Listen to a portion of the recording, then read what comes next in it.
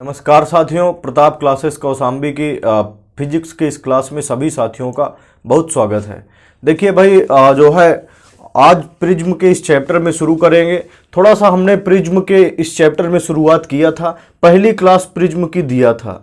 पिछले चैप्टर में जो है पिछले क्लास में पिछले सेशन में जो है हमने बताया था, समझिएगा, उसमें प्रिज्म की परिभाषा बताए थे, प्रिज्म की परिभाषा पढ़ाए थे, कुछ चीजें थोड़ा सा उसमें और बताए थे, विचलन कोण की परिभाषा बताए थे। बात समझ रहे हैं ना। आज उसी के क्रम में आज एक महत्वपूर्ण टॉपिक कह सकते हैं, छोटा टॉपिक है जरूर, लेकिन ये जो है ये रिलेटेड है, इसकी परिभाषा भी परीक्षा में आती है, 100% लगभग आती है। अल्पतम विचलन कोण अथवा न्यूनतम विचलन कोण, ये परिभाषा आपकी पूछी जाती है बोर्ड परीक्षा में। बात समझ रहे हैं ना। और इसी से रिलेटेड, बात समझ रहे हैं ना, इसी से रिलेटेड एक इस चैप्टर का सबसे महत्वपूर्ण जो है प्रिज्म द्वारा प्रकाश के अपवर्तन का सूत्र आएगा, वो जो है अगले सेशन में कराएंगे उसको, और बड़ा डेरिवेशन बनेगा, वो जो है सूत्र का निगमन बनेगा, प्रिज्म के द्वारा प्रकाश के अपवर्तन का सूत्र।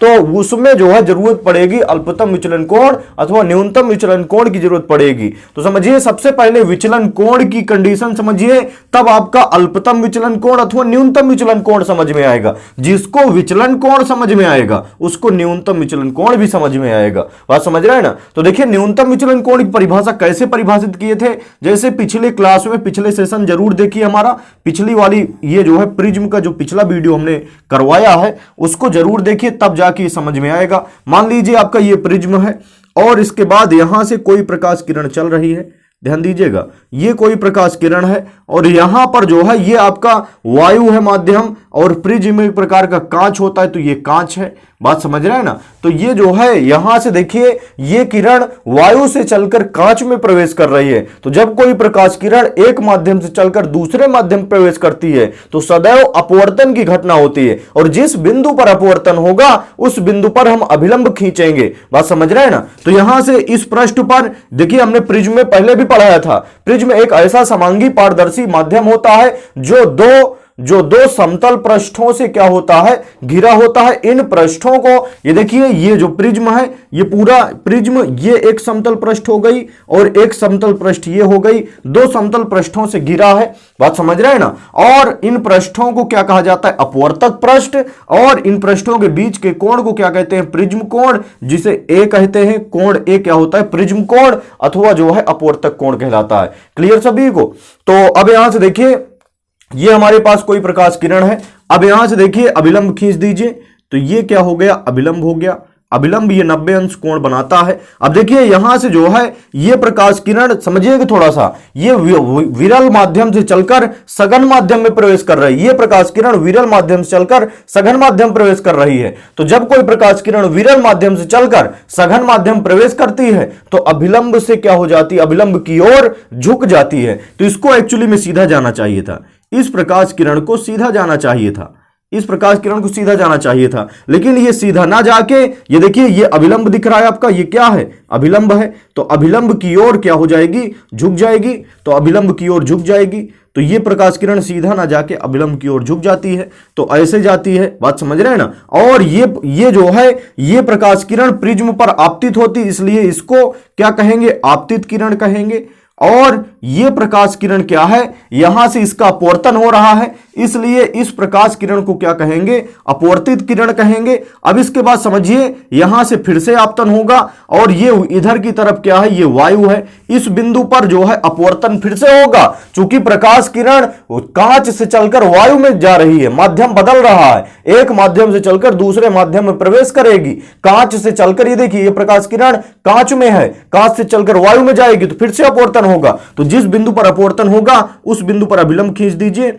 तो ये अभिलंब यहां पर हमने क्या कर दिया, यहां पर अभिलंब खींच दिया। अब देखिए यहां से समझिएगा थोड़ा सा, यहां से अब इसको सीधा जाना चाहिए था, एक्चुअली में इस किरण को सीधा निकलना चाहिए था, लेकिन ये सीधा ना जाके इसको सीधा जाना चाहिए था। बात समझ रहे हैं ना। सीधा ना जाके जब कोई प्रकाश किरण सघन माध्यम से, चूंकि कांच एक सघन माध्यम है, सघन माध्यम से चलकर विरल माध्यम में प्रवेश करती है तो अभिलंब से दूर हट जाती है। बात समझ रहे हैं ना। इसको सीधा जाना चाहिए, लेकिन सीधा ना जाके अभिलंब से क्या हो जाती है, दूर हट जाती है। अब समझिए ये कौन सी किरण, ये बाहर की ओर निकल रही है, जा रही है, इसलिए इस किरण को निर्गत किरण कहेंगे। इस किरण को क्या कहेंगे, निर्गत किरण। तो अब देखिए निर्गत किरण, इस किरण को पीछे की तरफ बढ़ा दीजिए, तो देखिए यहां से जो है ये कौन सी किरण है, ये आपतित किरण हो गई, और ये कौन सी किरण है, ये कौन सी है, ये निर्गत किरण है। इसके बीच एक कोण बन रहा है, इस कोण को क्या कहेंगे, डेल्टा, और यही कोण आपका विचलन कोण कहलाता है। विचलन हम पहले समझाने की कोशिश कर रहे हैं, यदि विचलन आपका समझ में आ जाएगा, पिछला वीडियो में वैसे हमने कराया है, लेकिन थोड़ा सा बस 5 मिनट का टाइम दीजिए, इसको विचलन कोण को करेक्ट जो है इसको क्लियर करके इसके बाद आगे बढ़ेंगे। तो चलिए देखते हैं। तो समझिएगा थोड़ा सा भाई, ध्यान दीजिए, ये कौन सी किरण है, ये आपतित किरण है, और ये कौन सी किरण है, निर्गत किरण है।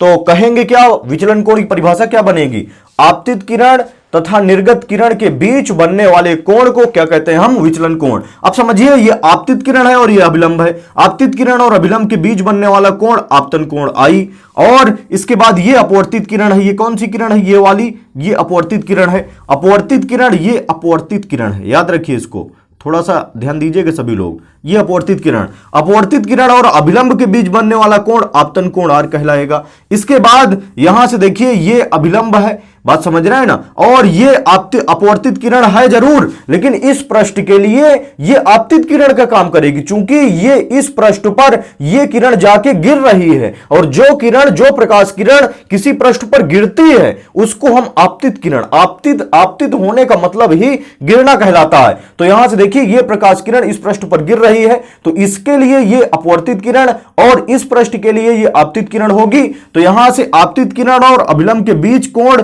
जो है आपतन कोण वैसे आई कहलाता है, लेकिन यहां से आई हो गया है, आई ना कहे कि ये आर था ये वाला कोण, तो ये आर डैश कह लेंगे। और इसके बाद देखिए अब ये अपवर्तित किरण इस पृष्ठ के लिए ये अपवर्तित किरण है एक्चुअली में निर्गत किरण, लेकिन इस पृष्ठ की बात करें यदि, तो इस पृष्ठ के लिए ये अपवर्तित किरण, तो अपवर्तित किरण और अभिलंब के बीच का कोण समझिएगा, अपवर्तित किरण और अभिलंब के बीच का जो कोण होगा वो आपका क्या कहलाएगा, समझिए यहां से आई डैश यहां से कहेंगे, बात समझ रहे हैं ना, आर न कहे के, चूंकि अपवर्तित किरण और अभिलंब के बीच का कोण आर ही होता है, लेकिन आर न कहे के इसको आई डैश कहते हैं। एक बार फिर से समझिए भाई, आपतित किरण और अभिलंब के बीच का कोण आई होगा, और इसके बाद अपवर्तित किरण, चूंकि इस पृष्ठ के लिए ये आपतित किरण और ये अपवर्तित किरण होगी, तो अपवर्तित किरण और अभिलंब के बीच का कोण क्या कहलाएगा, आर। और अब इस पृष्ठ की बात करेंगे, यही पृष्ठ, इस पृष्ठ पर ये किरण जाके गिर रही इस बिंदु पर, तो यहां से ये किरण कौन सी होगी, ये आपतित किरण, तो आपतित किरण और अभिलंब के बीच का कोण क्या कहलाएगा,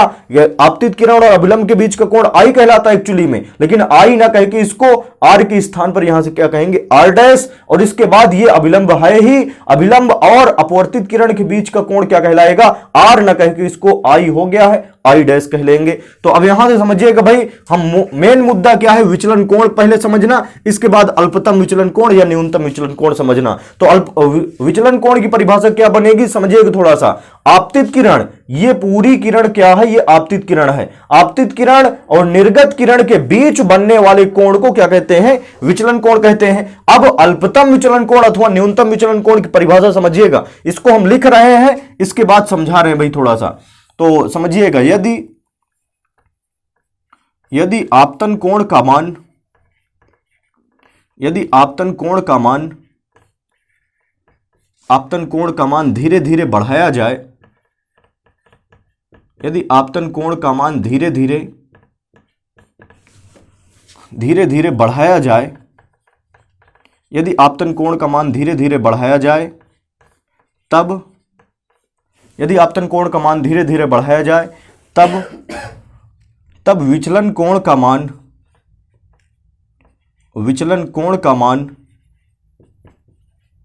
यदि आपतन कोण का मान धीरे धीरे बढ़ाया जाए, तब विचलन कोण का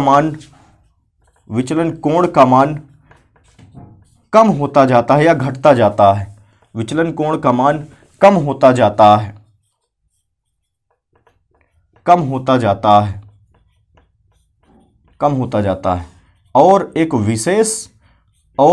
विशेष आपतन कोण के लिए, और एक विशेष आपतन कोण के लिए, और एक विशेष आपतन कोण पर, और एक विशेष आपतन कोण पर विचलन कोण का मान, और एक विशेष आपतन कोण पर विचलन कोण का मान न्यूनतम हो जाता है, विचलन कोण का मान न्यूनतम हो जाता है, न्यूनतम हो जाता है, न्यूनतम हो जाता है। इसी न्यूनतम विचलन कोण को, इसी न्यूनतम विचलन कोण को, इसी न्यूनतम विचलन कोण को, न्यूनतम विचलन कोण को अल्पतम विचलन कोण, अल्पतम अथवा, इसी न्यूनतम विचलन कोण को अल्पतम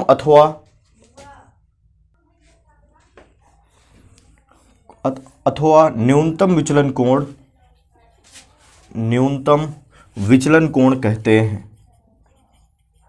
न्यूनतम विचलन कोण कहते हैं। समझिएगा थोड़ा सा, इसे डेल्टा यम से, इसे डेल्टा यम से प्रदर्शित किया जाता है, इसे डेल्टा यम से प्रदर्शित किया जाता है, प्रदर्शित किया जाता है। ध्यान दीजिएगा सभी लोग, तो आराम से जो है बन जाएगा। तो देखिए पूरी तरह से आप इस परिभाषा को याद कर लीजिए, बात समझ रहे हैं ना। और इसके लिए दो स्थितियां बनती हैं, बात समझ रहे हैं ना। अल्पतम विचलन कोण की सदैव दो स्थितियां या दो, एक स्थिति और होती है, वैसे मुख्य रूप से दो ही स्थिति कहा जाता है, उसी का यूज रहता है। तो अब समझिए थोड़ा सा, यहां से समझिए, उसके लिए स्थितियां अभी लिखा रहे हैं। पहले केवल आपका अल्पतम विचलन कोण अथवा न्यूनतम विचलन कोण की परिभाषा समझना है। यदि आपतन कोण का मान धीरे धीरे बढ़ाया जाए, यदि ये कोण, ये जो आपतन कोण आई है, इसका मान बढ़ाया जाए, मतलब ये लाइन ऐसे जाने लगे, इसका कोण, इसका मान जो है बढ़ा दिया जाए। यदि आपतन कोण का मान धीरे धीरे बढ़ाया जाए तो विचलन कोण का मान घटता जाता है या कम होता जाता है। और एक ऐसा मान होगा, इसको हम धीरे धीरे बढ़ा रहे हैं, बात समझ रहे हैं ना। लेकिन समझिएगा थोड़ा सा, इसको बढ़ाने पर ये जो है कम होता है विचलन कोण, लेकिन जब हम और ज्यादा बढ़ा देते हैं तो जो है समझिएगा थोड़ा सा, जब बढ़ाते जाते हैं तो एक बिंदु पर, एक बिंदु तक ये कम होता है विचलन कोण, लेकिन जब उससे अधिक कर देंगे तो ये फिर बढ़ने लगता है। तो समझिए यहां से, यदि आपतन कोण का मान धीरे धीरे बढ़ाया जाए तो विचलन कोण का मान कम होता जाता है। और एक विशेष आपतन कोण पर, बात समझ रहे हैं ना, जिस कोण पर सबसे कम हो जाएगा, यदि उससे भी अधिक, उस विशेष आपतन कोण से भी अधिक इसको बढ़ा दिया जाए, बात समझ रहे हैं। जैसे सपोज दैट यहां हमने इतना कर दिया, इस पर जो है विचलन कोण सबसे कम मिलेगा, इसके बाद भी और हमने बढ़ा दिया, बात समझ रहे हैं ना, तो विचलन कोण फिर बढ़ने लगता है, कम नहीं होता है। तो यहां से समझिए, ध्यान दीजिएगा, यदि आपतन कोण का मान धीरे धीरे बढ़ाया जाए तो विचलन कोण का मान कम होता जाता है। और एक विशेष आपतन कोण के लिए, और एक विशेष आपतन कोण के लिए विचलन कोण का मान न्यूनतम अथवा अल्पतम हो जाता है। समझिएगा थोड़ा सा, यदि आपतन कोण का मान धीरे धीरे बढ़ाया जाए तो विचलन कोण का भी मान क्या हो जाता है, इसका कम होता जाता है। और एक विशेष आपतन कोण के लिए विचलन कोण का भी मान क्या हो जाता है, न्यूनतम अथवा अल्पतम हो जाता है। इसी न्यूनतम अथवा अल्पतम विचलन कोण को अल्पतम अथवा न्यूनतम विचलन कोण कहते हैं। बात समझ रहे हैं ना। जो मान प्राप्त होता है वही आपका क्या कहलाता है। समझिएगा, एक बार परिभाषा हम फिर से दोहरा रहे हैं, इसके बाद आगे देखेंगे। यदि आपतन कोण का मान धीरे धीरे बढ़ाया जाए तो विचलन कोण का भी मान कम होता जाता है। और एक विशेष आपतन कोण के लिए विचलन कोण का मान न्यूनतम हो जाता है। इसी न्यूनतम मान को न्यूनतम विचलन कोण अथवा अल्पतम विचलन कोण कहते हैं। बात समझ रहे हैं। इसे किससे व्यक्त करते हैं, ये तो साधारण विचलन कोण को डेल्टा से, और जब यहां से डेल्टा यम लगा दिया जाता है, इसका मतलब ये न्यूनतम विचलन कोण हो गया। बात समझ रहे हैं ना। यहां से केवल डेल्टा किसको प्रदर्शित करता है, विचलन कोण को, और डेल्टा यम न्यूनतम विचलन कोण को प्रदर्शित करता है। इसका मतलब क्या है, विशेष आपतन कोण के लिए जो विचलन कोण है वो सबसे क्या है, सबसे कम है, सबसे न्यूनतम विचलन कोण है, इससे कम नहीं हो सकता है। बात समझ रहे हैं ना। तो उम्मीद है कि यह परिभाषा आपकी समझ में आई होगी। और न्यूनतम विचलन कोण की निम्नलिखित स्थितियां बनती हैं, मुख्यतः दो स्थितियां रहती हैं। बात समझ रहे हैं ना। तो न्यूनतम विचलन कोण की, न्यूनतम विचलन कोण की, न्यूनतम विचलन कोण की निम्नलिखित दो स्थितियां होती हैं। निम्नलिखित दो स्थितियां होती हैं, दो स्थितियां होती हैं, निम्नलिखित दो स्थितियां होती हैं। पहला नंबर समझिएगा भाई, पहली स्थिति क्या है, पहली स्थिति न्यूनतम विचलन कोण की स्थिति में, न्यूनतम विचलन कोण की स्थिति में, न्यूनतम विचलन कोण की स्थिति में, न्यूनतम विचलन कोण डेल्टा यम की स्थिति में डेल्टा एम की स्थिति में सदैव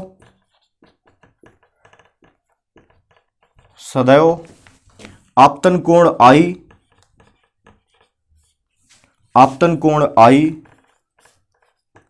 तथा निर्गत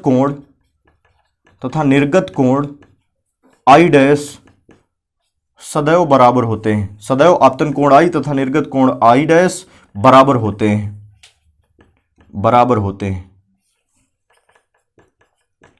ये पहली शर्त है।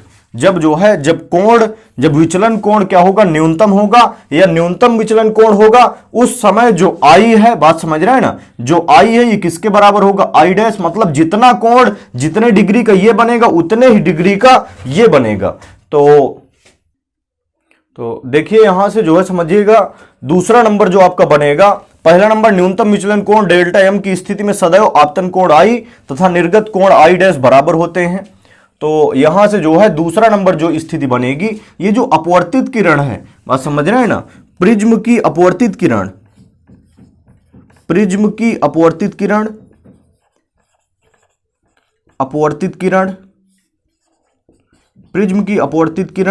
तथा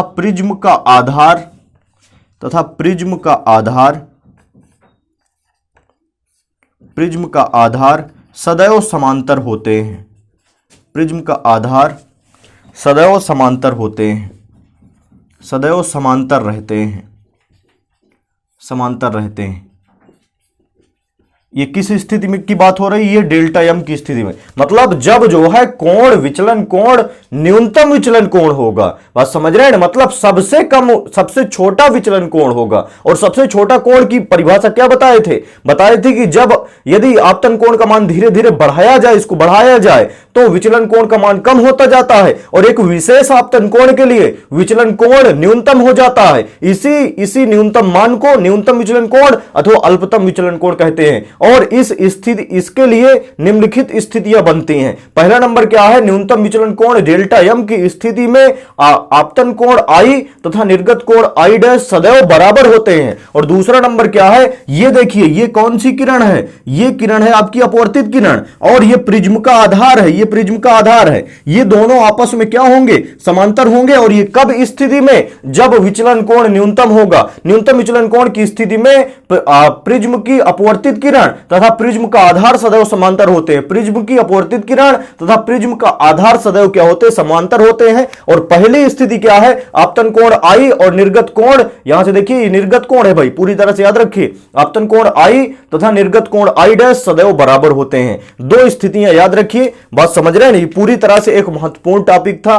पूरी तरह से यदि आपको समझ में आया है, सारे पॉइंट समझ में आए हैं, तो नीचे कमेंट जरूर कीजिए कि हां समझ में आ गया है। इससे रिलेटेड इस चैप्टर का सबसे महत्वपूर्ण डेरिवेशन, बात समझ रहे हैं ना, प्रिज्म द्वारा प्रकाश के अपवर्तन, यही चैप्टर का नाम भी है। प्रिज्म द्वारा प्रकाश के अपवर्तन का सूत्र का जो है अगली क्लास में कराएंगे। पूरी तरह से जो है इस टॉपिक को जो है याद रखिए, इसी टॉपिक से रिलेटेड पूरा अगला टॉपिक बनेगा। और यदि ये बढ़िया समझ में आए तो अगला भी आपका टॉपिक पूरी तरह से समझ में आएगा।